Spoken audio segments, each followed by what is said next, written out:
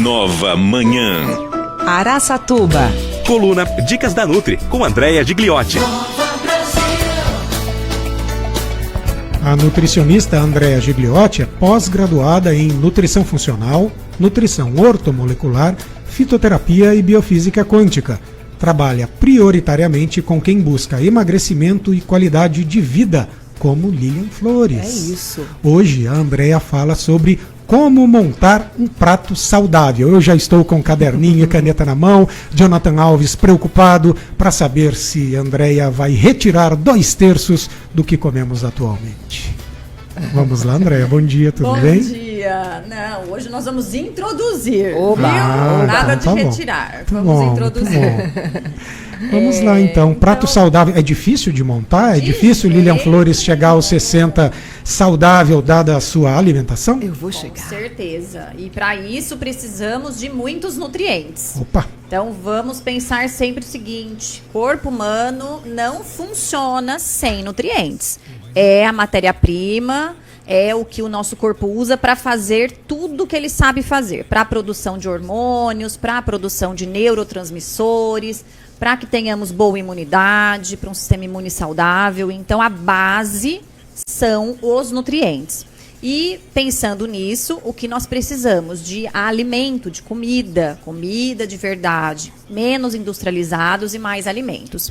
Quero falar um pouco sobre como equilibrar, como montar um prato no almoço, especialmente, porque eu percebo o seguinte: as pessoas começam a fazer regime, né, ou querem emagrecer, e elas começam a cortar tudo, né? Então fazem tudo errado. Acaba reduzindo esse aporte de nutrientes e isso vai dar errado, não vai ter um sucesso a longo prazo. Então a pessoa chega para mim: ai, Andréia, já tô querendo perder peso, então eu pergunto, o que você almoça? Eu como só um grelhado e uma salada. Isso é muito comum, né? Então a pessoa tira o arroz, ela tira o feijão, ela fica só nas folhas e na proteína. Vai chegar lá às 3, 4 da tarde, ela vai estar morrendo de fome, porque ela não consumiu quantidade de fibra suficiente, ela não consumiu os nutrientes suficiente. Então, à tarde, às vezes, ela até aguenta, come uma fruta, mas chega à noite, ela detona de vez com a alimentação. Ela acaba comendo demais, porque o corpo não recebeu a quantidade nem calórica e nem de nutrientes que ela precisa para aquele dia. Uma coisa não está necessariamente ligada à outra. Caloria e nutrição nem sempre são a mesma coisa. Não, de jeito nenhum.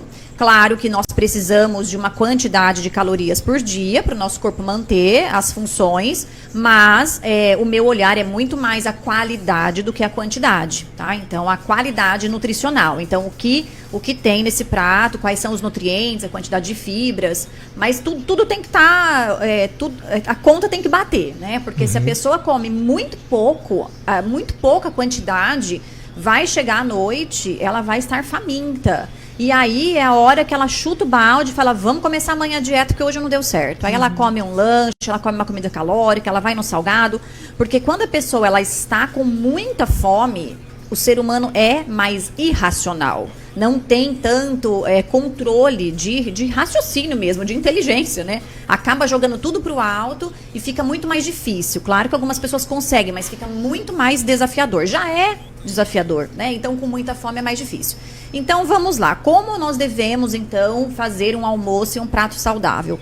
Precisamos de 5 grupos alimentares, tá? Então, isso é muito importante. Com todos esses grupos, a gente consegue colocar proteína vegetal, animal, fibras e fitoquímicos. Mas vamos lá. Primeiro grupo são as folhas. Precisa ter folhas todos os dias. Folhas qualquer uma, qualquer tipo, pode ser o repolho. Então, às vezes eu falo assim, compra lá um maço de alface ou rúcula e compra um repolho também, porque o repolho ele dura mais tempo. Então, ali no começo da semana as folhas acabam e você tem um repolho na geladeira que você usa mais pro fim da semana. Mas pode ser rúcula, pode ser agrião, qualquer folha. Alface, qualquer repolho, folha. a selga. Isso, tá. Qualquer folha, Perfeito. tá? Então é importante que tenham as folhas. As folhas eu costumo liberar à vontade em relação a consumo, porque o valor calórico é muito pequenininho, tá? Então folha sempre à vontade. Quanto mais melhor, mas também, né, não é para comer só folhas, tá? Então a folha é um grupo alimentar. O segundo grupo alimentar, que também ele traz vitaminas, minerais e os fitoquímicos, são os legumes. Precisa ter um tipo de legumes, pelo menos. Às vezes dá para colocar 2, fazer uma mistura, mas um tipo pelo menos. Porque às vezes também eu vejo, as pessoas fazem tudo no começo da semana, mistura 2, 3 tipos de legumes, chega lá quinta, sexta, sábado, já acabaram os legumes da geladeira. Então acabou fazendo tudo no começo da semana e depois fica sem. Então não tem necessidade, até poderia colocar 2, 3 tipos. Aliás, são tantos legumes que não faz sentido você deixar de fazer. Tem cenoura, tem beterraba, tem abóbora, abobrinha, chuchu, quiabo, brócolis, é muita coisa. couve-flor, exatamente. Né? E aí, para não enjoar, você faz 1, 2 por dia. Isso, exatamente. Ou às vezes eu aconselho assim, compra 3 na semana e na próxima semana muda. Compra outros 3, né? Porque assim a gente consegue tendo essa variedade. Que um dos princípios da nutrição é a variedade, é a não monotonia alimentar. Porque se a gente come sempre a mesma coisa, nós vamos consumir só os mesmos nutrientes e o nosso corpo ele precisa de 50 nutrientes diferentes. Então é importante que a gente consuma variedade. Então compra até nas folhas, né? Dá pra gente comprar uma semana alguns tipos, na outra folhas verde mais escuras. Legumes, compra em 3 essa semana que vem muda. Então é muito importante essa variedade também. Pelo menos isso tá relativamente barato, né? Não cenoura e tomate, mas enfim. Legumes e verduras. Tá, isso. Perfeito. Bom, terceiro grupo alimentar que é importantíssimo são os carboidratos. E aí, carboidratos, como eu já falei aqui, acho que uma vez eu não sou carbofóbica, né? Porque tem pessoas que correm dos carboidratos, é que existem carboidratos diferentes, os bons e os ruins, né? Ou os menos interessantes, que a gente deve evitar, né? Mas aí os carboidratos bons, eles sempre vêm do alimento, da comida. Por exemplo, o arroz, a batata, mandioca, mandioquinha, o milho, são fontes de carboidrato. Devemos evitar carboidrato farinha no almoço. Por exemplo, massas, né, macarrão, massas e farinhas de maneira geral, porque são carboidratos que não têm uma densidade nutricional. Começou, Jonathan. Começou. O macarrão, tira o arroz. Mas olha só, tô pondo tanta coisa boa. Brincadeira, vamos lá. Então, e na verdade, assim, também não precisa retirar, mas diminuir já é alguma coisa, né? Evitar durante a semana, né? Porque é muito fácil cair em farinha. Nas Tudo bolachinhas, tem farinha, numa massa, impressionante. numa lasanha, numa pizza. Então, isso final de semana facilmente entra, né? Facilmente. Então, durante a semana, a gente tem que evitar e partir para o carboidrato comida, alimento, porque ali nós vamos ter vitaminas, os minerais, nós vamos ter um carboidrato com densidade nutricional e não só um valor calórico vazio. Vamos lá. Pãozinho entra no contexto aí. Vale pão integral em vez do pão normal? Sim, aí nós falaríamos lá do café da manhã, sim. Mais interessante, né? Então, em menor quantidade, integral, de manhã, melhor. E hoje nós temos outras farinhas de muito melhor qualidade e com um impacto na glicemia muito menor, como as farinhas de grão de bico, de coco, de amêndoa, de castanha de caju. Então, temos farinhas hoje de qualidade e densidade nutricional muito superior à farinha de trigo, mas aí eu falaria para entrar no rodízio, né? Para a gente fazer, então, de novo, a não monotonia alimentar, não ficar sempre nem na mesma fruta, no mesmo legumes e nem na mesma farinha, procurando essa variedade, porque cada uma vai ter um perfil nutricional diferente, tá? Bom, quando ela fala, vou entrar no rodízio, o Jonathan Alves, é o rodízio de farinhas, viu? Não é de pizza, não é de carne, de churrascaria, viu? Por isso que eu ri aqui, ela até ficou olhando e falei, não, é que o Jonathan já vai lá longe, assim, falou, opa. Rodízio já remete ao churrasco e à pizza. Não é? Não é rodízio de pizza. Quarto grupo alimentar? Quarto grupo são as leguminosas, que é o grupo do feijão, grão de bico, ervilha, vagem, lentilha. Então, pelo menos um desses alimentos e também, de novo, vamos buscar a variedade. Fazer de vez em quando uma troca, né? Claro que o arroz e feijão tá super valendo, mas é bacana a gente trocar, às vezes, por um grão de bico, uma lentilha, uma ervilha. Soja vale? Soja, sim. Eu não gosto muito da soja, porque é transgênica e tem muito agrotóxico, mas sim, ela está dentro desse grupo, tá? Então é só um cuidadinho E aí. como é que é o nome daquele negocinho que Eu adoro quinoa. Quinoa, tá. A quinoa, ela entra no carboidrato e pra quem é vegetariano... Carboidrato? Também, carboidrato. Mas ela tem um valor proteico bacana também, tá? Então, ela poderia entrar como, por exemplo, no lugar do arroz, porque ela tem muito carboidrato. Mas ela também tem um suporte, ela tem um valor proteico bacana, então... Olha, eu achava que era leguminosa. Não, Era cereal. Não entra no lugar do feijão. Mas não dá pra colocar quinoa no lugar do arroz, porque o preço é inviável. Mas tá bom. De repente uns 50% fica interessante, né? Põe um pouco de arroz, um pouco de quinoa, né? De repente só para acrescentar um pouco mais de valor nutricional no arroz também, um pouco mais de aminoácido. Perfeito. Né? Fica bem interessante. A leguminosa, ela é extremamente importante e eu vejo muitas pessoas evitando, ou evitam feijão porque fermenta muito e dá muitos gases, e isso é muito comum. De todas as leguminosas, a mais indigesta é o feijão, então entra a dica de deixar de molho pelo menos 14 horas esse feijão, trocar água umas 3 vezes para reduzir essa fermentação. Mas, mesmo assim, tem pessoas que não digerem bem o feijão. Então também é interessante comer o feijão durante o dia e não à noite. Sim. A leguminosa, só no almoço já é suficiente. Não tem necessidade de colocar à noite. Pode, mas não tem necessidade, tá? Então, a leguminosa, uma vez ao dia, a gente já consegue...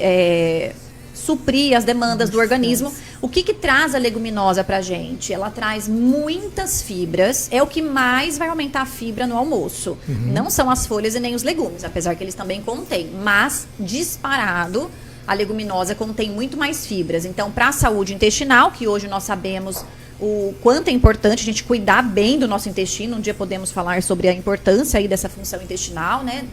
Tudo que corresponde.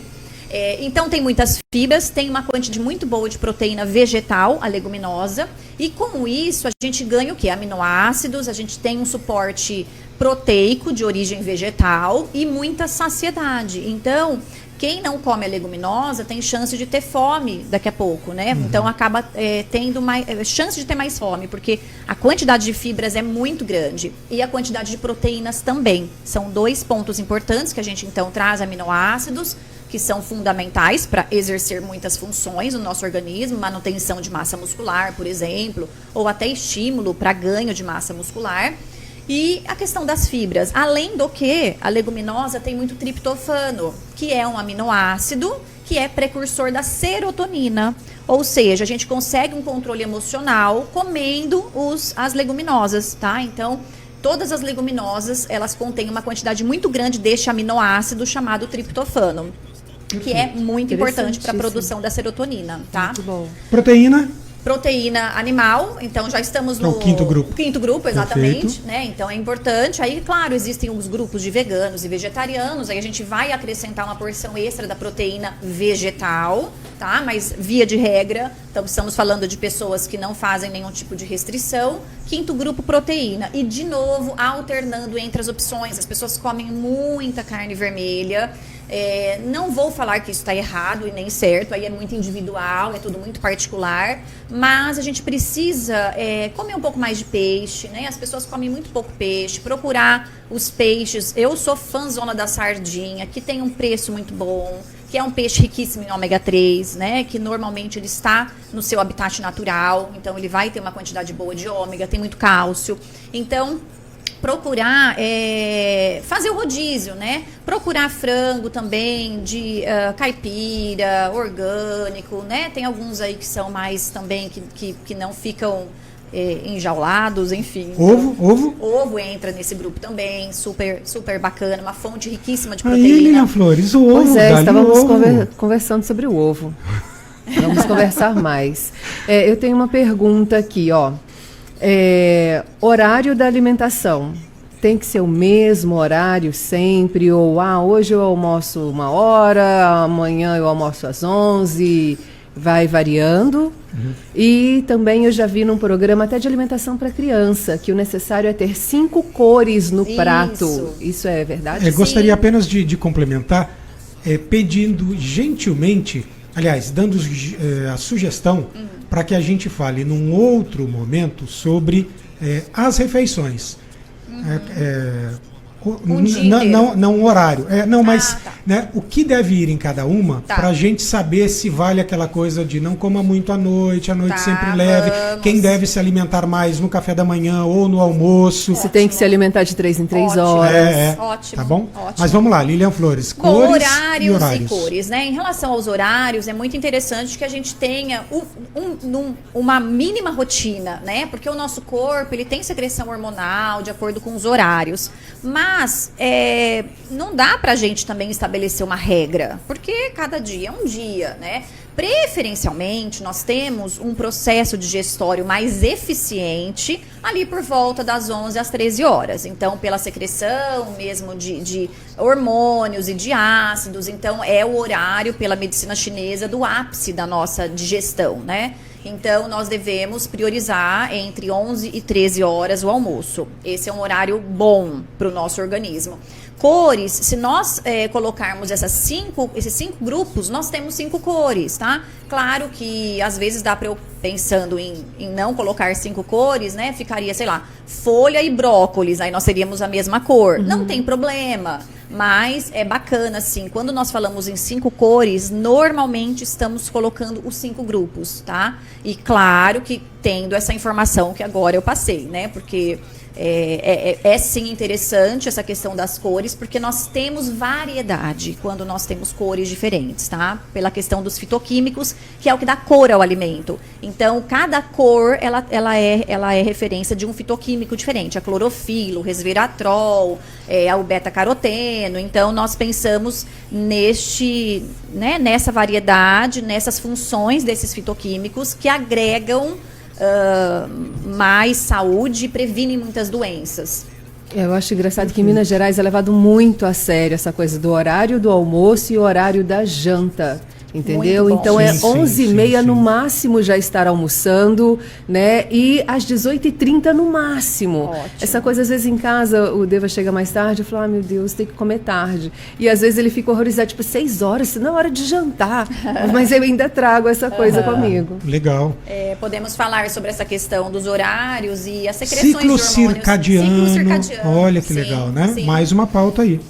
Bacana. Maravilha. Então temos açúcares, refeições, ciclo Isso, circadiano. muitos assuntos. Pauta não falta, falta, né? E recebemos sugestões também, Também. dos ouvintes, né? Quem quiser Com aí certeza. sugerir assunto, tem muita Isso, coisa entra boa em pra contato falar. com a gente e quem quiser seguir Andréa Gigliotti, que é muito ativa nas mídias sociais, vá lá no Instagram dela, Andréa Nutri Funcional, ou no Face, nutricionista Andréa Gigliotti. Andréa, muito obrigado pela sua participação hoje. A gente te aguarda aqui na semana que vem. Combinado, obrigada. Tá bom? Eu, até a Obrigada. próxima. Bom trabalho e bom dia para todo Bom mundo. trabalho, Pra você bom também. dia.